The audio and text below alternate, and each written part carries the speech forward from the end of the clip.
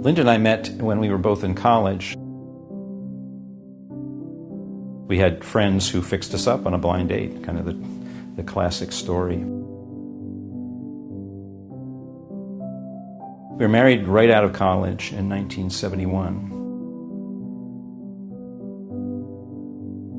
We'd had some indications that she was having trouble following instructions. I think the thing I noticed first was when we went to a neighborhood party and they had a game, but she had a lot of trouble playing the game. She couldn't understand the instructions, and I found that very shocking because she's a smart person and never had any problems like that before.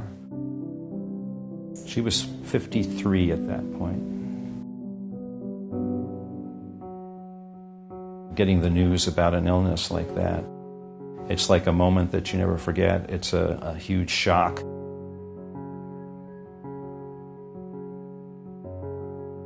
It took a long time to really understand what it meant. Hello. Hello.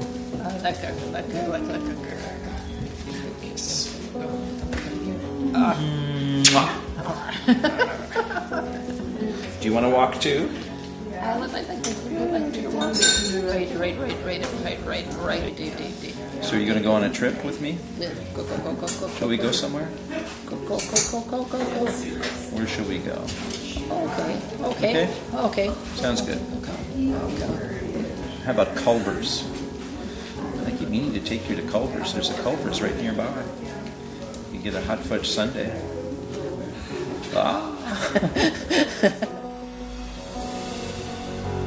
Our vision is a world without Alzheimer's. But our mission is really to advance research towards a cure and prevention, to enhance care and support for families and people affected by the disease, and ultimately to promote brain health so that less people will have this disease in the future.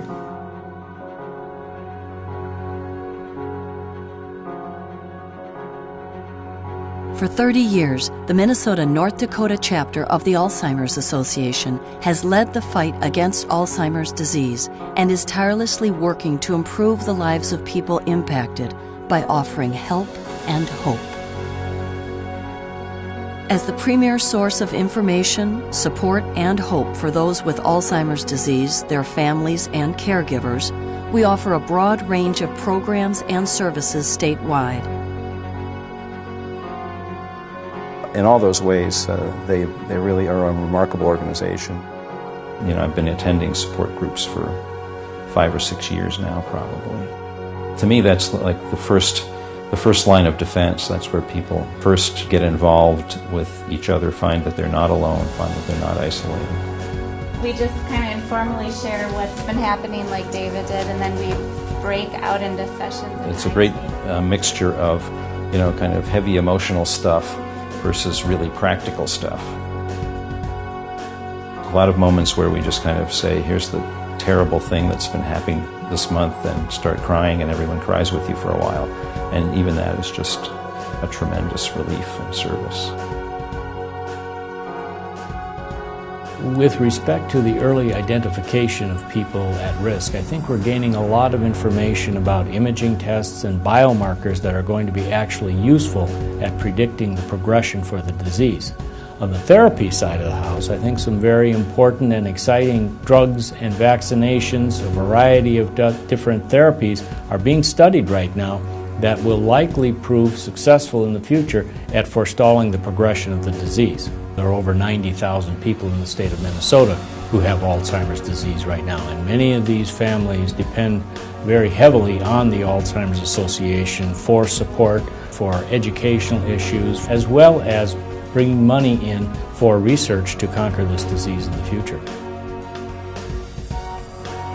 We all can advocate. We can all step forward and use our voices to tell our stories, to make a difference, to educate other people about what's really going on. It's going to take lots of people coming together, engaging as advocates, as donors, as volunteers, in our office, on the phones, writing checks, going to Washington, going to St. Paul. We need all kinds of people with all sorts of talents that really feel like they can join in this cause and make a difference. And watch out, because we're coming and we're not going to be silent. It's hard to find someone who isn't touched by this disease in some way. And so I think the first step is for everyone to realize how pervasive it is and to start to reach out to each other.